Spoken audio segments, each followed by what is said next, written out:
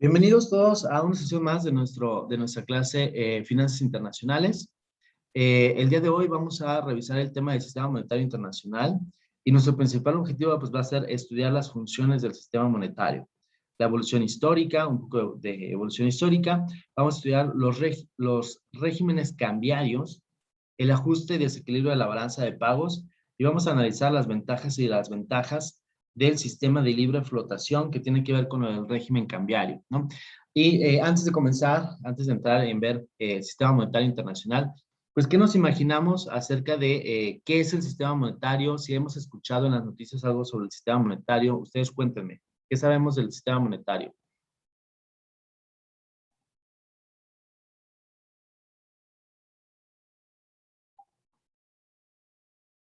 Nunca hemos escuchado acerca del sistema monetario internacional, ni por noticias.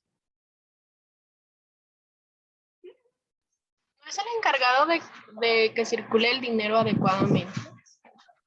No necesariamente. Fíjate que el encargado de que circule el dinero en un país es el Banco Nacional. Que digamos, en nuestro caso, el Banco de México.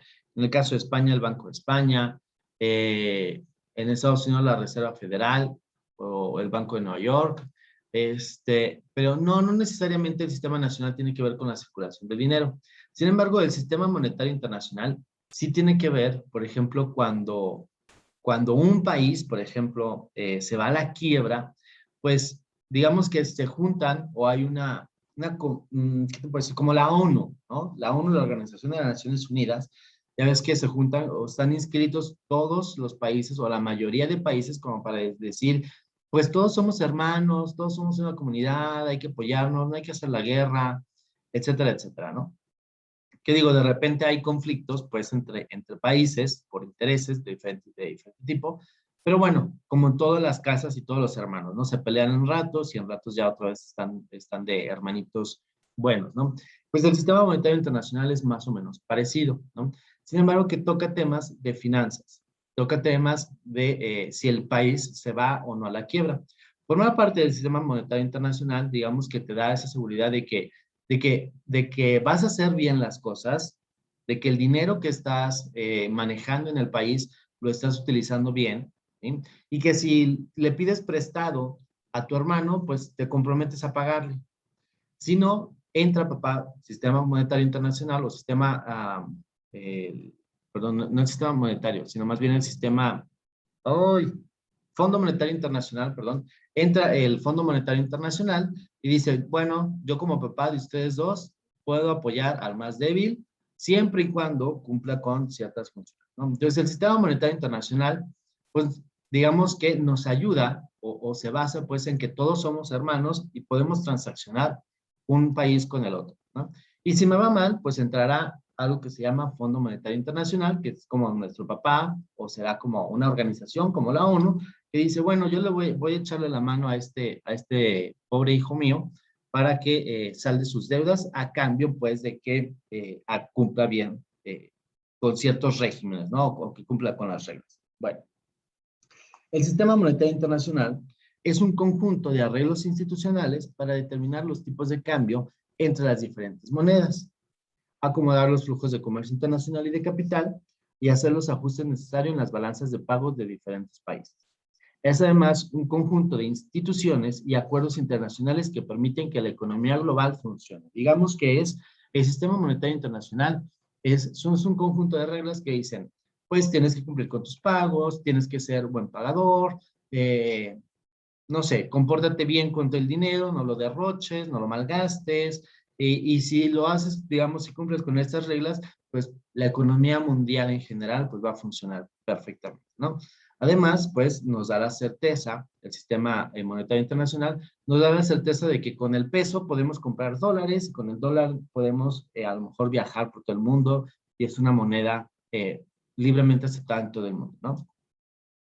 También, pues, nos va a ayudar a hacer los ajustes en las balanzas de pagos, ¿no? ¿Alguien se acuerda qué es la balanza de pagos? ¿Alguien le suena la balanza de pagos de alguna manera?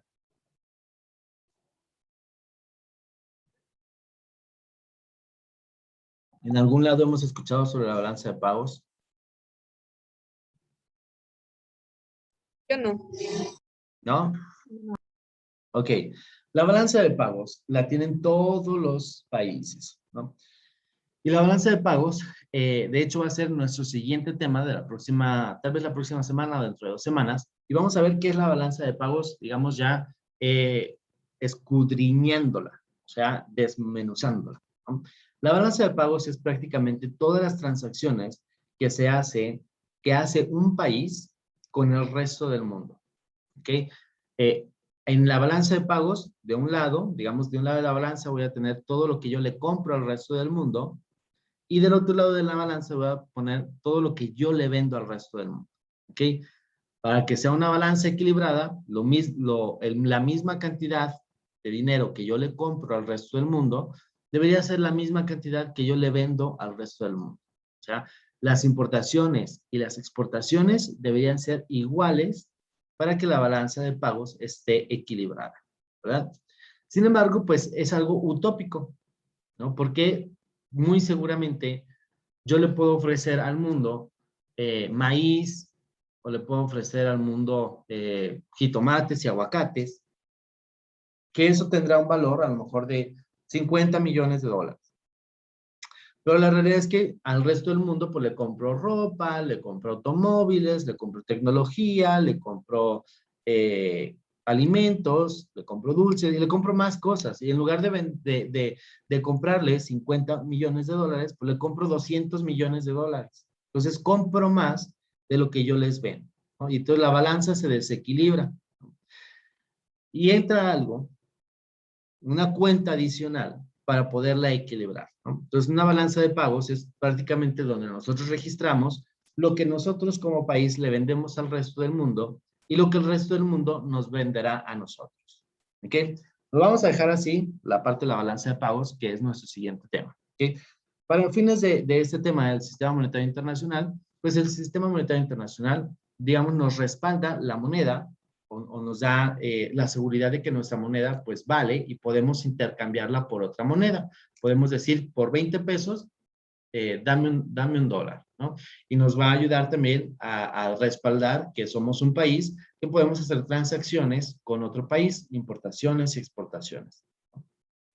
Claro, siempre y cuando cumplamos ciertas reglas, nos encontremos dentro de un marco jurídico en el que decir, pues soy buen pagador, sí me comprometo a pagar, utilizo bien el dinero, no me lo ando malgastando, etc.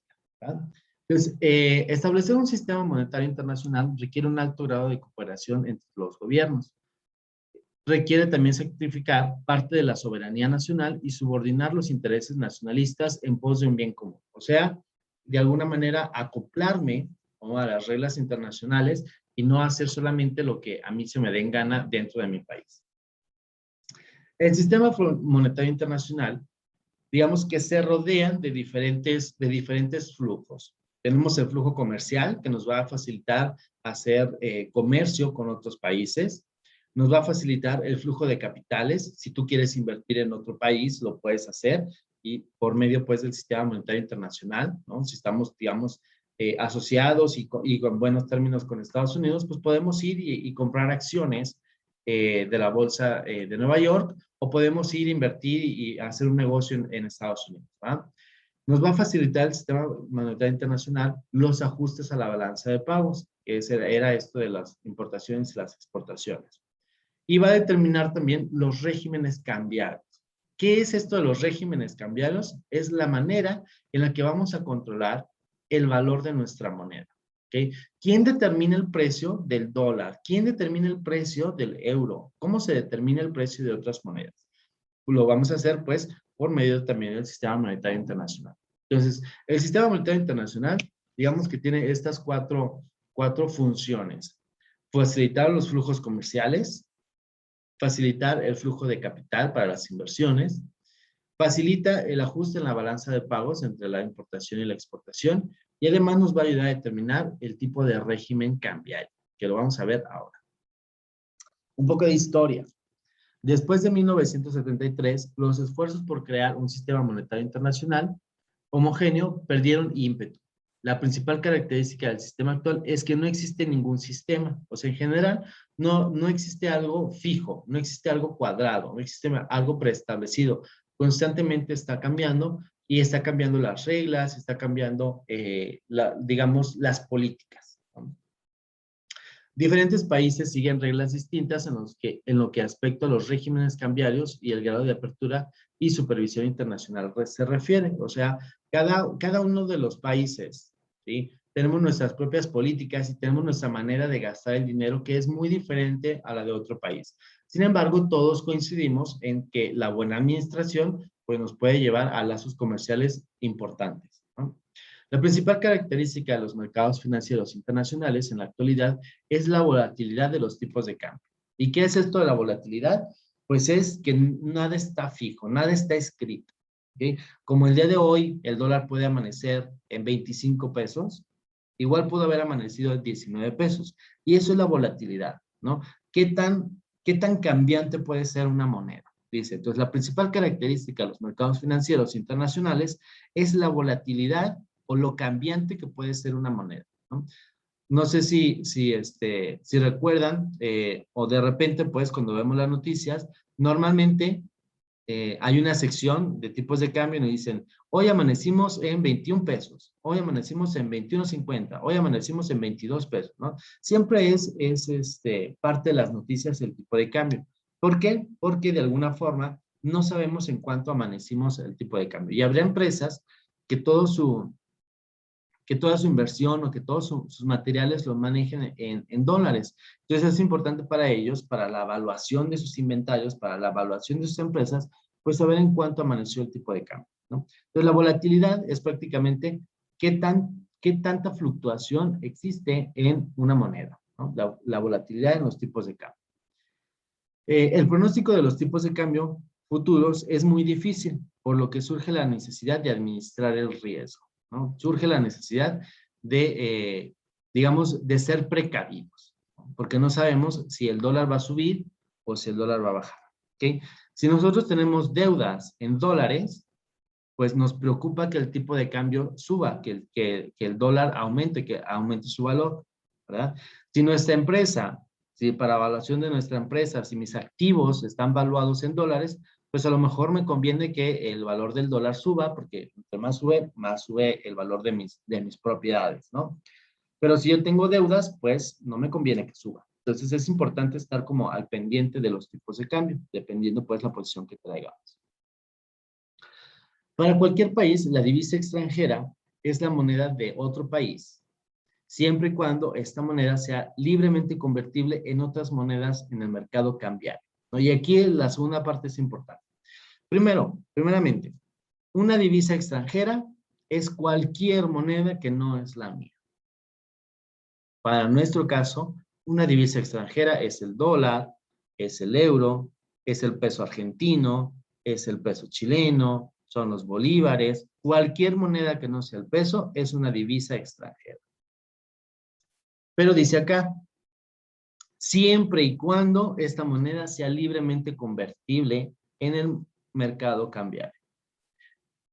¿Qué pasa con esto de libremente convertible? Por ejemplo, Cuba tiene dos tipos de dólares. No sé si han escuchado, o si sepan, pues.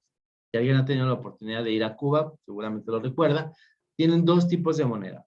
Una moneda para los cubanos y una moneda para el turista, ¿no? El dólar, digamos, de turista, que es con el que tú vas como extranjero y puedes comprar artículos, ¿no? Y pagar. Pero no tienes acceso a la moneda de los cubanos, al dólar cubano, digamos, interno, ¿no? Y esta moneda, o sea, si tú sacas monedas o billetes de dólares cubanos internos, pues aquí no los vas a poder cambiar por absolutamente nada. Vas a ir a una casa de cambio y te los van a regresar. ¿Por qué? Porque no son libremente convertibles. Si tú, en cambio, sacas dólares cubanos, digamos, para los extranjeros o para el turismo, sí puede ser libremente convertible. Alguien sí te los puede comprar, alguien que vaya a Cuba y se los quiera gastar allá, ¿no? Pero va a ser de muy baja operatividad. Puede ser que encuentres o que no encuentres tan fácil un comprador, ¿ok? Entonces, Una moneda o una divisa extranjera tiene que ser libremente convertible. El dólar cubano interno no es una divisa, o sea, no es una divisa aceptada, vaya, ¿no? Generalmente, o más bien las divisas, tienen que ser aceptadas por la mayoría de los países. Un peso, por ejemplo, si tú te vas a, ¿qué te gusta? Hong Kong, a lo mejor a nadie le interesa, pero sí puedes convertirla por dólares americanos y esos dólares americanos convertirlos a yen japonés, ¿no? Pero un dólar cubano, pues no habrá manera.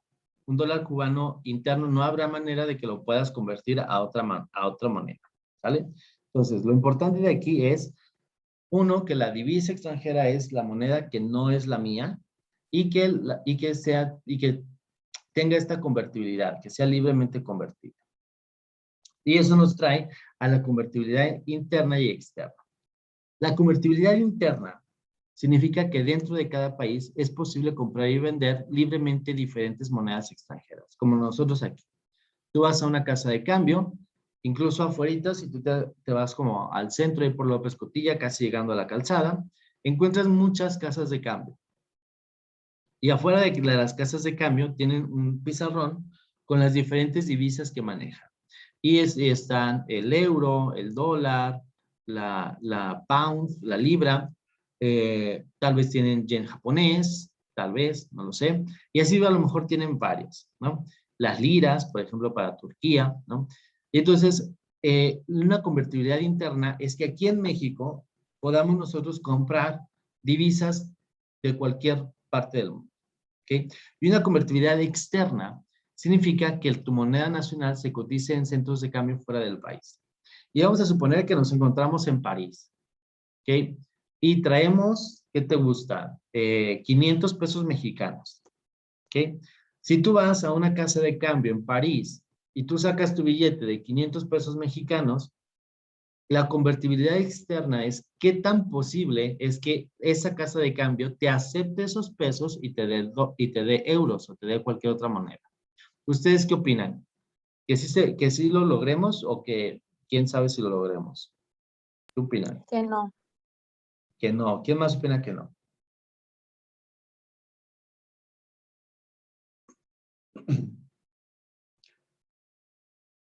Pues Baja es que por... depende, ¿no? Ujú. No lo sé, sí, tal vez. Depende. La realidad es que no podemos decir sí o no. O sea, pero una realidad también es que el peso en otros países, pues como para qué le serviría, ¿no? Entonces podríamos decir que el peso tiene una baja convertibilidad externa. Que si yo me llevo 500 pesos a París o a España o a Turquía, pues el de la casa de cambio me diga, ¿y qué hago con esto? O sea, no, después no lo voy a poder vender. No te lo puedo comprar porque hay poca demanda de tu moneda. Sin embargo, si yo traigo 500 dólares y me voy a la India, me voy a una casa de cambio y le digo, ¿me lo puedes cambiar? ¿Qué creen que pase? ¿Que tenga una alta convertibilidad externa o una baja convertibilidad externa como el peso? Una alta. Alta, ¿no? El dólar entonces tiene una alta convertibilidad externa. El dólar es mundialmente aceptado. O es, si no es la número uno, pues puede ser la número dos, pero es de las monedas con mayor convertibilidad externa, que en cualquier parte del mundo que tú te pares con un dólar, te lo van a tomar, te lo van a aceptar porque puede ser muy fácil que alguien más lo quiera comprar, ¿no? Entonces, una convertibilidad interna es que dentro de nuestro país nosotros tengamos acceso a diferentes monedas, a diferentes divisas, y una convertibilidad externa es que la moneda de mi país, en este caso el peso, sea aceptado en cualquier parte del mundo. Y nosotros como mexicanos tenemos una convertibilidad externa baja. No en cualquier parte del mundo nos lo aceptan. A lo mejor aquí en la frontera, en Estados Unidos, a lo mejor sí nos los aceptan. A lo mejor en Guatemala nos los aceptan, ¿no?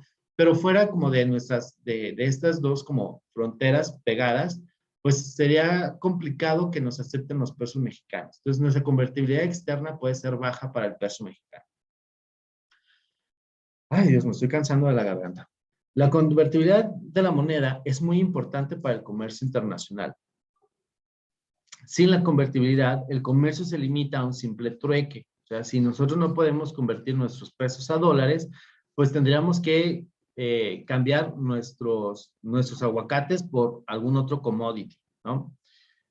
Sin la convertibilidad, los precios internos están totalmente divorciados de los precios internacionales, por lo que el cálculo de la rentabilidad de los proyectos de inversión resultaría imposible. O sea, si nosotros no tuviéramos una aceptación o si no formáramos parte, pues, digamos, de que podemos transaccionar con diferentes monedas, nos quedaríamos aislados en el mundo, cosa que ya ningún país tiene. O sea, todos los países tienen acceso al dólar y con el dólar podemos hacer negocios con todo el mundo, ¿verdad? Bien. El tipo de cambio es el precio de la moneda de un país en términos de la moneda de otro país. ¿Qué es esto? Por cada 20 pesos que yo te dé, ejemplo, por cada 20 pesos que yo te dé, tú me vas a dar $1, ¿sí? Ese es el tipo de cambio.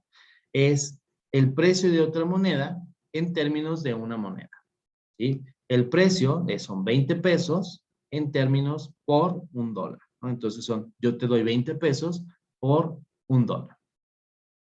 La manera más común de cotizar el tipo de cambio es la cantidad de moneda nacional necesaria para comprar una divisa, en este caso $1. Por ejemplo, por ahí de marzo del 2020, pagábamos 24.76 pesos por $1 estadounidense. ¿Ah? Otra forma es al revés. En términos de dólares, ¿cuánto te tendría que dar yo para que tú me dieras un peso? El 23 de marzo del 2020 tenemos que dar $0.04 dólares para recibir un peso mexicano.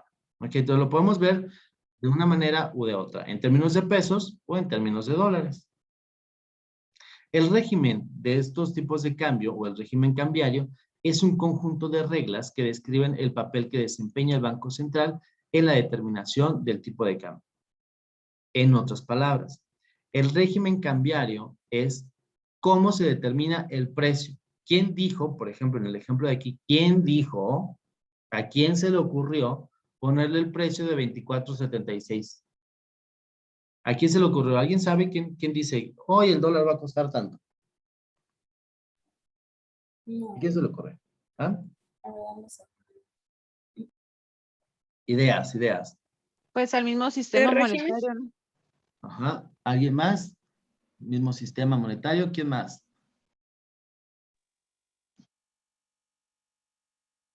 Pues el Banco de México, ¿no, profe? El que se encarga de... El Banco de México dice, hoy el dólar cuesta 24 pesos. O sea, dependiendo de la oferta y la demanda del peso. Muy bien, exactamente, ¿no? Depende, digamos que el 96% del valor de un dólar depende de la oferta y la demanda, ¿no? Si nosotros como mexicanos salimos a la calle desesperados por comprar dólares, pues el tipo de cambio va a subir, ¿no? Porque se van a agotar los dólares y vamos a seguir desesperados por querer comprar dólares. Por ejemplo, lo que sucedió con los boletos de Coldplay, no sé si alguien supo, ¿no? Al momento que salen los boletos, pues todo el mundo nos echamos a correr a querer comprarlos, se agotan y ahora hay boletos que normalmente te costaban 3,000 pesos y que ahora ya estás pagando 5,000, ¿no? O sea, aumentó la demanda que ahorita ya está cotizada, ¿no? Lo mismo sucede con el dólar. Si ahorita salimos todos corriendo a querer comprar dólares y nos acabamos los dólares disponibles, pues el que quiera vender su dólar lo va a poner al precio que se le hinche, ¿sabes? Entonces, el tipo de cambio en este momento es a oferta y a demanda. Si nosotros demandamos y queremos más dólares, el tipo de cambio va a subir, va a costarnos más el dólar. Si nosotros rechazamos el dólar y no lo queremos tanto, pues habrá más dólares en el mercado, ahí todos les hacemos el fuchi y entonces el precio va a empezar a bajar poco a poquito, poco a poquito. ¿Okay? Eso, digamos, lo determina el mercado el 90% del precio, ¿no? Eso, digamos, normalmente o mayormente, eso es lo que determina el precio del dólar. Sin embargo, esta colita, este 4 o 5% que nos hace falta, lo determina el Banco Central o el Banco de México. ¿Cómo lo va a determinar? ¿Alguien sabe cómo puede ayudarle el Banco de México a que suba o baje el precio?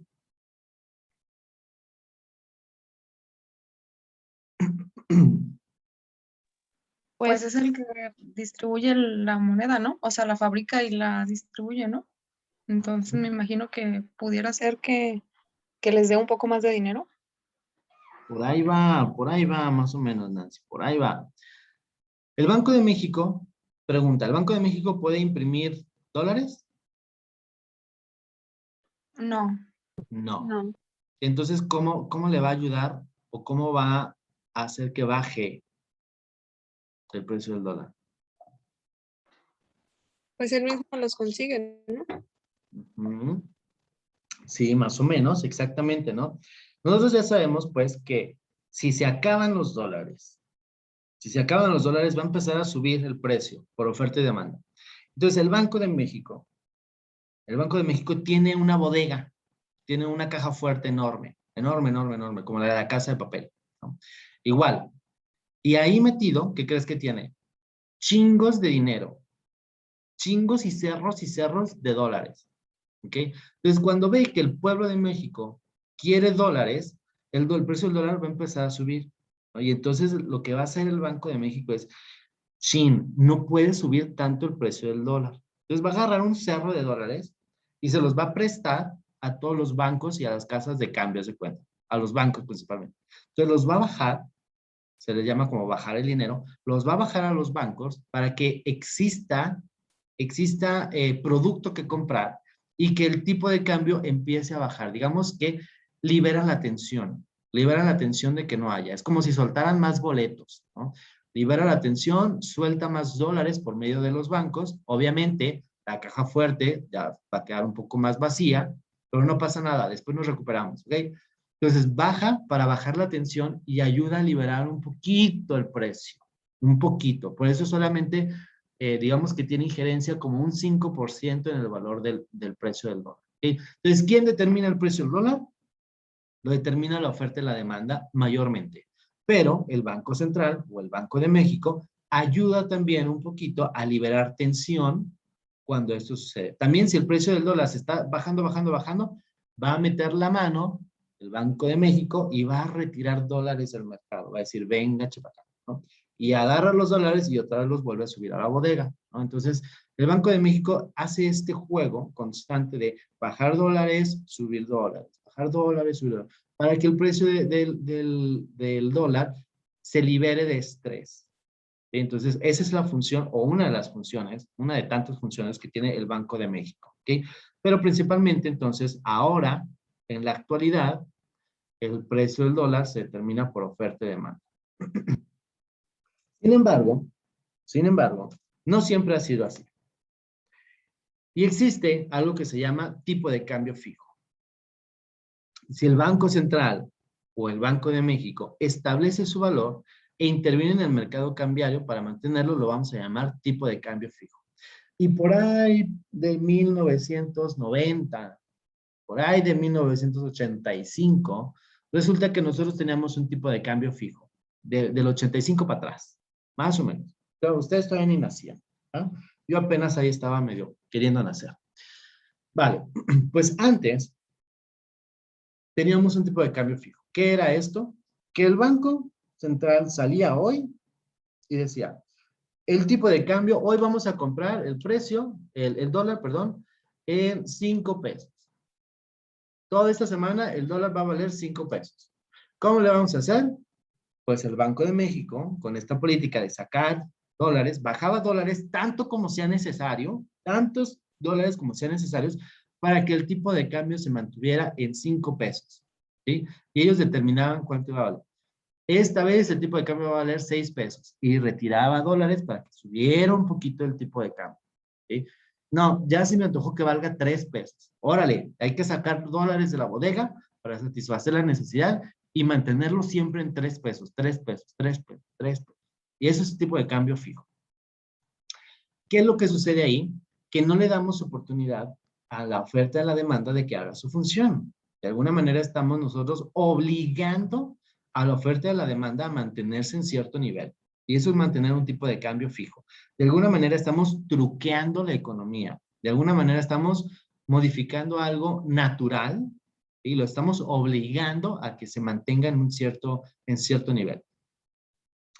Después tenemos el tipo de cambio flexible o de libre flotación, que es el que actualmente tenemos, donde el Banco Central no interviene en el mercado cambiario. Entre comillas, ¿va? Ese 5% es el que interviene. El Banco Central no interviene, permitiendo que el tipo de cambio se establezca como el juego entre la oferta y la demanda de divisas, que es como lo tenemos actualmente. Entonces, existen dos tipos de regímenes cambiarios. El tipo de cambio fijo, que es cuando el Banco Central interviene al 100% para determinar el precio, o bien el tipo de cambio flexible o de libre flotación, que lo vamos a dejar a oferta y demanda, que es el natural. ¿Vale? ¿Dudas acerca del tipo de cambio fijo y de libre flotación? ¿No? ¿Fácil? No, Ok. Está fácil. Fácil, ¿va? Bien. Algo de historia. Por ahí de 1994, el tipo de cambio era de libre flotación dentro de una banda. Digamos que era mixto. Decía el Banco de México, ok, sí lo vamos a dejar a oferta y a demanda, sí lo vamos a soltar, sin embargo le vamos a poner límites. Yo lo voy a dejar que la gente compre y venda y que determine el precio del dólar siempre y cuando no llegue hasta los 6 pesos. Una vez que llegue a los 6 pesos, ahí voy a soltar dólares para que no suba hasta 7 pesos o a 6.01. ¿Sí? Y aventaba dólares a mantenerlo a que no subiera a tal grado. Y una vez que ya llegaba, bajaba a 5.50, 5.40, etcétera. Entonces, soltaba las manos para que no subí, o sea, para que ya pudiera volver a subir. Si el tipo de cambio bajaba y tocaba, vamos a decir que esto es 6 pesos, voy a poner aquí. Digamos que quiera 6 pesos, ¿verdad? Entonces, el tipo de cambio subía, tocaba los 6 pesos y lo que hacía el Banco de México era soltaba dólares para que comenzara a bajar. Y una vez que bajaba, lo dejaba solito otra vez a libre flotación. Ya no soltaba más dólares, ¿ah? Entonces, bajaba. Y vamos a decir que bajaba hasta 3 pesos. Y en 3 pesos decía el Banco de México, no, ya está también demasiado, o sea, tampoco abusen, ¿no? Y entonces recogía dólares, metía la mano, hasta que ya llegaba un punto en el que tocaba de los 3 pesos, y como ya no había dólares, pues la oferta y la demanda lo volvía a hacer subir, ¿no? Y eso se llamaba de libre flotación dentro de una banda. Así se hizo desde 1994. ¿Esto para qué? Para, digamos, soltar de a poquito en poquito, soltarle la cuerda de a poquito en poquito al mercado. ¿Okay? No quería soltar del todo a oferta y a demanda porque se nos iba a disparar durísimo. ¿Vale? Entonces lo que hacía el Banco de México era, lo voy a dejar libre en ratitos, pero no tanto. O sea, libres hasta los 6 pesos. Luego, la próxima semana ya lo subía hasta 7 pesos. Y lo mantenía en 4 pesos. Entonces, la siguiente semana ya sabíamos que en cuanto llegara a los 7 pesos, iban a soltar más dólares para hacerlo bajar, ¿no? Y así después a 8 pesos, a 9 pesos, hasta que poco a poco fue retirando más las manos, soltando las manos, hasta que lo dejó a libre flotación. ¿Ok? Ya ni siquiera voy a leer esto. ¿Quedó más o menos entendido esto de la libre flotación dentro de bandas? Sí. Sí, profe. Bien, vámonos pues con los que siguen. Si las reglas de intervención del Banco Central en el mercado cambiario son claras, es decir, que si yo le digo al resto del mundo, oigan, la neta yo sí meto las manos, pero poquito, 5% nada más. Ah, bueno, ya todos sabemos de que tú puedes controlar un poquito el tipo de cambio, está bien. O decir, yo la verdad no meto las manos para controlar el tipo de cambio, entonces las reglas son claras y entonces hablamos de una flotación administrada, ¿no? Si no les digo, y no le digo al resto del mundo, oye, yo sí meto mano, entonces estamos hablando de una flotación sucia. ¿Por qué? Porque el resto del mundo no va a confiar en nosotros. El resto del mundo no va a querer hacer transacciones con nosotros porque va a decir, ah, no seas tramposo. Tú estás controlando el tipo de cambio. Si lo vas a controlar, contrólalo, pero avísame que lo vas a controlar. Si no, pues entonces estás jugándome chueco. Entonces hablamos de una flotación sucia cuando no le avisamos al resto del mundo que el Banco de México o nuestro Banco Central está administrando el tipo de cambio. Normalmente, si los bancos centrales de varios países se ponen de acuerdo para debilitar o fortalecer una moneda, tenemos una intervención cooperativa. Obviamente esto no es legal, ¿no? Vamos a decir que se ponen de acuerdo China y Rusia para no aceptar dólares, ¿no? Entonces, eso es, pues, jugarle sucio a Estados Unidos de alguna manera, ¿no? Porque dices, oye, ¿cómo que no vas a aceptar mi moneda? ¿No? Si normalmente sí la aceptabas, pero entonces China y Rusia dicen, bueno, no te la voy a aceptar porque la realidad me caes gordo, ¿no? Y entonces no te la quiero aceptar para hacer que tu moneda se devalúe, para que nadie empiece a aceptar tu moneda y caiga, ¿no? Eso no es jugar limpio tampoco, ¿no? Y eso se le va a conocer como una intervención cooperativa, que por supuesto no es nada legal, ¿no? O sea, no está padre. El objetivo de controlar el tipo de cambio es disponer de un mayor margen de maniobra en la política macroeconómica. O sea, si nosotros controlamos, o si el Banco de México controla el tipo de cambio, pues obviamente sabe en qué momento se puede hacer más dinero, ¿no? O podríamos gastar más como país.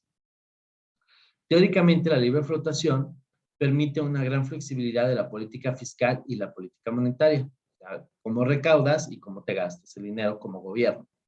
Dado que en este régimen es el tipo de cambio el que desempeña el papel de la variable de ajuste en la balanza comercial. Entonces, regresamos a la balanza comercial. Recuerdan que la balanza comercial, les platicaba al inicio, que es las importaciones y las exportaciones, ¿va? Si el tipo de cambio me ayuda, si yo puedo controlar el tipo de cambio, puedo ajustar fácilmente la balanza comercial, puedo ajustar fácilmente el monto en cuanto a dinero de lo que yo importé contra lo que yo exporté. Entonces, el papel del tipo de cambio juega un rol fundamental en la balanza de pagos. Lo vamos a ver en la próxima sesión, pero de momento el tipo de cambio juega un papel fundamental en la balanza de pagos, puesto que nos va a ayudar a equilibrarla. La próxima sesión veremos cómo y por qué, ¿no? Por eso es importante también que el tipo de cambio sea a libre flotación, para que sea real, digamos, el monto que debo o el monto que me debe. La devaluación de la moneda, eso es importante. La devaluación de la moneda nacional es un incremento en el precio, en este caso del dólar u otra moneda, en términos de la moneda local. O sea, cuando nuestra moneda vale cada vez menos o el tipo de cambio, el dólar estadounidense está subiendo y subiendo, pues mi moneda va a empezar a perder valor, ¿verdad? Eso es una devaluación. En el régimen de cambiario fijo, eso es importante. Devaluación, tipo de cambio fijo. Okay, después lo vamos a ver. Ahorita en la siguiente slide creo que viene. En un régimen de cambio fijo, la devaluación es determinada por las autoridades monetarias. Cuando nosotros hablamos de un tipo de cambio fijo, ya sabemos que el Banco de México es quien determina el valor de la moneda. ¿Okay? Cuando existe un tipo de cambio fijo, vamos a hablar de una devaluación. No sé si han escuchado acerca de la devaluación. ¿Qué es lo que piensan cuando hablamos sobre devaluación? ¿Que la moneda vale menos? Que la moneda vale menos, que yo puedo comprar menos cosas con la moneda, etcétera, etcétera, ¿no? Bien. Sin embargo, cuando hablamos de devaluación es porque estamos hablando de un tipo de cambio fijo, ¿ok? Devaluación, tipo de cambio fijo. Con lo cual, en este preciso instante, como nosotros no tenemos un tipo de cambio fijo, no tenemos devaluación. Es incorrecto decir devaluación, aunque la gente lo seguimos diciendo coloquialmente, porque ya nos acostumbramos a decir devaluación, pero una devaluación está relacionada con un tipo de cambio fijo. Ahorita vamos a ver cómo se dice ahora con un tipo de cambio de libre flotación. Una devaluación efectivamente es un debilitamiento de nuestra moneda frente, en nuestro caso, al dólar. En un régimen de libre flotación, ¿sí? Si la moneda pierde valor, se dice depreciación o se deprecia, ¿ok? No decimos se devalúa, ¿ok? No decimos se devalúa. Nuestra moneda ya no se devalúa. ¿Por qué? Porque nuestro tipo de cambio ya no es fijo, ¿ok? No existe ya la devaluación para nosotros. Existe una depreciación. Aún si lo escuchamos en las noticias, vamos a decir que el Carlos Loret de Mola, no sé si todavía salga este amigo, pero el Carlos Loret de Mola nos lee las noticias y nos dice, ¿existe una devaluación del peso mexicano? Pues no, no existe una devaluación porque nuestro tipo de cambio ya no es fijo, es de libre flotación. Ahora, cómo se expresa es, nuestro tipo de cambio se deprecia. La moneda se está depreciando, la moneda está perdiendo valor porque es de libre flotación. Y aquí sí. Entonces, ahora mismo nosotros tenemos una depreciación cuando el dólar sube, porque tenemos un régimen cambiario de libre flotación. ¿Ok? ¿Dudas, preguntas acerca de devaluación y depreciación? Fácil, piece of cake, right? Profe, ¿me podría volver a explicar la devaluación, por favor? Ajá. La devaluación es lo siguiente. Nosotros habíamos dicho que el tipo de cambio fijo es cuando el Banco de México o el Banco Central determina cuánto va a valer el dólar, ¿verdad? Hasta ahí estábamos entendidos perfectos. ¿Okay? El tipo de cambio de libre flotación es cuando lo dejamos a oferta y a demanda. ¿Sí? En 1994, México todavía tenía este régimen, vamos a llamarlo, de tipo de cambio fijo. ¿Ok? Bien. Cuando el tipo de cambio es fijo o cuando interviene el papá gobierno para determinar el precio y la moneda pierde valor, entonces vamos a llamarlo devaluación. ¿Sí? Devaluación tiene que ver con tipo de cambio fijo. ¿Ok? Sin embargo, ahora mismo, en el 2020, 20 o 21, nosotros aquí en México ya trabajamos con un régimen cambiario de libre flotación, o sea, a oferta y a demanda. ¿Ah? Si la moneda pierde valor, no le vamos a llamar devaluación, la vamos a llamar depreciación. ¿Ok? Entonces, si la moneda tiene un tipo de cambio o una política cambiaria fija, y la moneda pierde valor, le vamos a llamar devaluación. Si nuestra moneda es de libre flotación, entonces le vamos a decir depreciación cuando pierda valor. ¿Sí? ¿Más o menos o sí? Sí, profe, gracias. Ok. Aquí está más fácil. Mira.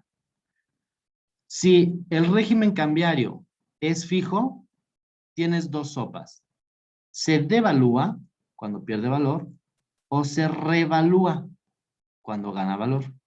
Si el tipo de cambio es de libre flotación, como el que manejamos actualmente, o se deprecia cuando pierde valor o se aprecia cuando gana valor. Tal vez está más fácil con estas flechitas, ¿no? La devaluación y la depreciación tienen el mismo significado. Ambas son pérdida de valor. Sin embargo, la primera es consecuencia de una política de cambio de tipo fijo. La devaluación, fijo. La depreciación es cuando la moneda está a libre flotación o a oferta y demanda. ¿Vale? Ya casi terminamos, creo. A ver, tengo que dejar de compartir para poder volver a compartir y que funcione el lápiz. Ok. Esto me va a brincar. En una economía abierta, la política cambiaria está relacionada con los objetivos de la política macroeconómica. En términos generales, podemos decir que el objetivo de las autoridades es lograr un equilibrio interno y externo, además del crecimiento económico alto y sostenido. ¿Okay? Una economía abierta es prácticamente que nosotros podemos hacer negocios con el resto del mundo. Tenemos una economía abierta porque somos confiables, porque le compramos al resto del mundo y el resto del mundo nos compra a nosotros. ¿Okay? Un equilibrio interno se alcanza cuando el pleno empleo de los recursos de un país coexiste con estabilidad de precios. Vaya, un equilibrio interno es cuando los recursos, cuando lo que nosotros utilizamos para producir, ¿sí? Alcanza un equilibrio con los precios. Digamos, están a oferta y a demanda. No hay truco. Si yo produzco 100 aguacates y están muy vendidos o todo el mundo quiere aguacates, pues el precio del aguacate va a subir. No hay truco. Yo no voy a truquear, no voy a esconder aguacates para aumentar el precio. Eso es un equilibrio interno. Un equilibrio externo significa una posición sostenible de la cuenta corriente. No nos preocupemos por la cuenta corriente ahorita, eso viene después, eso viene en la siguiente clase, ¿ok? Entonces, un equilibrio interno es cuando no hay truco y aquí lo que yo produzco está a oferta y a demanda también, tal cual. Y un equilibrio externo es una posición sostenible con la cuenta corriente. Y así nada más, piénsalo. La próxima semana hablamos sobre la cuenta corriente. En la actualidad, la mayoría de los países tienen algún sistema de flotación controlada. Intervienen los mercados de divisas para suavizar las fluctuaciones especulativas del corto plazo. ¿Qué es esto? Que actualmente todos se manejan a libre flotación en un 95%. Y ese 5% es el que les cuento que el Banco de México pues libera poquitos dólares como para liberar tensión sobre el precio, ¿no? La mayoría, el 95% de los países trabaja de esta manera, ¿sí? Tienen un régimen de libre flotación, pero si hay poquita necesidad, el Banco Central va a ayudar a suavizar las fluctuaciones grandes. Si un banco central se opone a la tendencia del mercado, o sea, dice, no, ¿por qué está subiendo tanto? Me voy a oponer voy a poner resistencia, ¿sabes? Ellos solamente va a ayudar a aumentar la especulación, ¿ya? Solamente va a ayudar a que el problema se agrave. Y al final de cuentas va a tener un resultado opuesto. Si se opone y dice, no quiero que siga subiendo, liberen más dólares, que baje, que baje, que baje, que baje. Lo que va a hacer es que todos vamos a decir, ay, no manches, está bajando, hay que comprar más, hay que comprar más, hay que comprar más, porque ahorita está bajo, ¿no? Entonces se va a hacer un efecto opuesto, porque vamos a querer más y más y más y más, y va a llegar un momento en el que Banco de México no va a tener suficiente dólares para bajar, ¿ok? Pero la mayoría, ya ahora la mayoría de los gobiernos o de los países, pues trabajamos de manera similar. Dejamos a libre flotación y solamente si existe posibilidad, bajamos un poquito la tensión, liberando un poco de dólares, pero ya no lo controlamos. El Fondo Monetario Internacional tiene un papel en la actualidad, que es, digamos que es la Organización de las Naciones Unidas en términos de dinero. ¿Okay? El Fondo Monetario Internacional es el papá que tiene a sus países, sus hijitos, y que entre ellos dicen, oye, ¿qué onda Estados Unidos? ¿Me prestas lana para comprarme unos tenis? Y entonces Estados Unidos dice, ok, va, te lo presto, ahí te va, ¿no? ¿Cuánto quieres? 3,000 pesos, órale, ahí te va, pues. Y resulta que México dice, pues ya me los gasté. Oye, hermano, ¿qué crees? Pues esta quincena no tengo lana. Bueno, no pasa nada. Y así pasan 6 meses, y entonces ya dice Estados Unidos, oye, papá, Fondo Monetario Internacional, fíjate que hace 6 meses México me pidió dinero para unos tenis y no me ha pagado. O sea, qué rollo, ¿no? Y entonces entra el papá, Fondo Monetario Internacional, y le dice a México, oye, tú le pediste prestado a Estados Unidos, ¿qué rollo? Pues es que no tengo lana. Bueno, ahí te va. Te voy a prestar ese dinero para que se lo regreses a Estados Unidos. Yo le pago a Estados Unidos a condición de que te pongas las pilas, te pongas a trabajar, gastes menos, te organices en tus finanzas, hagas bien las cosas, ¿ok? Y me lo vas a pagar a mí en abonitos chiquitos. Va, pues. Y así es como funciona el Fondo Monetario Internacional. Burdamente. El Fondo Monetario Internacional tiene un papel en la actualidad que dice, supervisa la política económica de los países miembros, promueve las políticas fiscales y monetarias responsables. O sea, hazte responsable, no gastes de más, recaude impuestos, pero no te los gastes todo en tonterías. Impulsa el desarrollo del sector privado de los libres mercados. Ayuda a los gobiernos a crear un entorno institucional y político del sector privado para que el sector privado pueda crecer, para que las empresas privadas se puedan establecer con seguridad y generen empleos y paguen sus impuestos, etc. Señala los puntos débiles en cada economía nacional y exige medidas correctivas. México, te estoy viendo que te lo estás gastando todo en caguamas. No abuses. No, paga. Organiza paquetes de rescate para los países en problemas. Te voy a prestar la lana para que le pagues eso que le pediste a Estados Unidos en bonos chiquitos, ¿sí? te voy a organizar un programa para que puedas salir de la deuda. El país que acepta el rescate está obligado a firmar una carta de intenciones en la cual se compromete a resolver los problemas que provocaron esta crisis. Se compromete a hacer las cosas bien. El Fondo Monetario Internacional promueve reformas de los sistemas financieros de los países miembros. Yo les propongo, por ejemplo, que no se gasten todo el dinero que recaudan en los impuestos a ustedes, hijitos, ¿no? Y entonces ellos ya decidirán, pero digamos que su deber como papá, Fondo Monetario Internacional, hacernos recomendaciones de cómo podríamos administrar nuestro dinero. Y finalmente, coordina los esfuerzos internacionales para perfeccionar el sistema monetario internacional. Ventajas, quizá nos brincamos un poquito de esto. Las ventajas de los tipos de cambio de libre flotación. El ajuste en la balanza de pagos, la eliminación de las devaluaciones, ¿sí? Porque ya no tenemos una devaluación, sino una depreciación, ¿sí? Catastrófica. No necesita grandes reservas internacionales, no necesitamos tanto dinero en la bodega para poder soltar, ¿no? Porque pues, ya no tenemos que soltar dinero, se supone, ¿no? Entonces, podemos tener una bodega de dinero llena, repleta, ¿no? Crecimiento de los mercados financieros internacionales y las depreciaciones o las devaluaciones, depreciaciones pues porque es de libre flotación, las depreciaciones son reversibles. El mercado mismo se va a ajustar. Las desventajas de los tipos de cambio de libre flotación es que la flexibilidad puede ser inflacionaria. O sea, puede subir y subir y subir y subir y subir y los precios pueden seguir subiendo y subiendo y subiendo y subiendo. Y papá gobierno, Banco Central, pues no puede meter manos para poder regularlo o controlarlo. Dice que la otra desventaja es que las fluctuaciones de a corto plazo pueden ser excesivas, ¿no? A lo mejor en el corto plazo, pues subió de 21 pesos a 23 pesos ahorita, pero el día de mañana o dentro de 2 años, a lo mejor ya regresa a los 21 pesos, ¿no? Pero hoy por hoy, pueden las fluctuaciones ser grandes.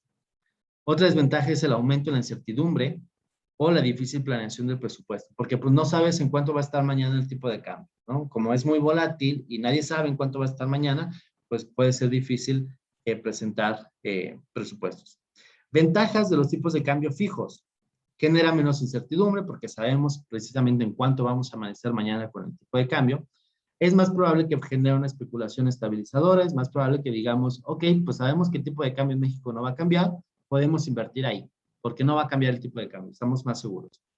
Existe una mayor disciplina en los precios, ¿sí? Los precios no van a cambiar mucho, etc. En las economías menos desarrolladas, los tipos de cambio fijo generan incertidumbres, puesto que normalmente es para disfrazar políticas irresponsables. Por ejemplo, una Venezuela, no sé, pudiera llegarse a dar el caso en algún otro país de Latinoamérica que, pues, modifiquen el tipo de cambio o controlen el tipo de cambio para esconder malas administraciones. El régimen de cambio de libre flotación desalienta los movimientos internacionales de capital en el corto plazo. ¿Qué es esto? Que cuando nosotros tenemos una economía de libre flotación, le damos seguridad a inversionistas extranjeros porque dicen, bueno, se maneja igual que en el resto del mundo. Puedo confiar que mi inversión puede estar segura. Y listo, hemos terminado. ¿Dudas acerca del sistema monetario internacional, los tipos de cambio? Me refiero a los regímenes cambiarios, al Fondo Monetario. Profe, Ajá. por ejemplo, ¿México puede deberle a diferentes países o no? Sí, claro, puede deberle a tantos como le pida prestado. ¿Y no hay algo que se lo pudiera impedir? Por ejemplo, el ejemplo que decía, que digamos que él le pidió a Estados Unidos y no le pagó, Ujú. y después le dijeron como de que le daban la oportunidad de cubrir la deuda, pero le dejaban los pagos más pequeños. En esa situación, ¿todavía México podría pedir otro préstamo a otro país? O sea, Sí, ¿puede seguir haciéndolo? puede hacerlo, puede hacerlo. Obviamente, cuando pasa eso, pues los demás hermanitos, pues ven la situación, ¿no? O sea, tampoco están ciegos, ¿no? Y dicen, ah, ya escuchaste que México le debe a Estados Unidos, ay, sí, qué oso, ¿no? Entonces, llega a México y de buena onda le dice a China, ¿qué onda, China? Oye, ¿me prestas para comprarme otros tenis? Y China dice, oye, no abuses, no has terminado de pagar a Estados Unidos y vienes y me pides más. Me dice, no, bueno, está bien pues. Pero luego va con Rusia y le dice, oye, ¿qué onda? ¿Me prestas para comprarme unas sandalias? Y Rusia dice, híjole, ya sé que estás metido en un pedo, pero ahí te va pues, te presto 500 baros. Bueno, anda pues, ¿no?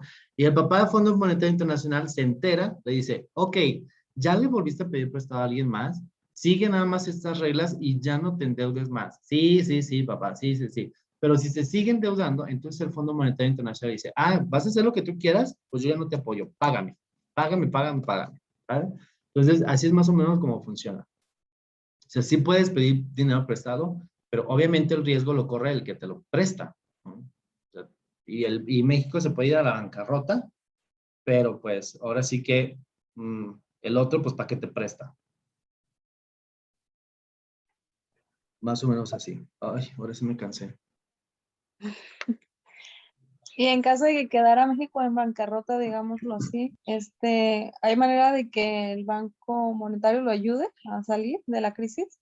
Sí, sí, es muy buen papá el Fondo Monetario Internacional. Un caso así fue, por ejemplo, el de Grecia.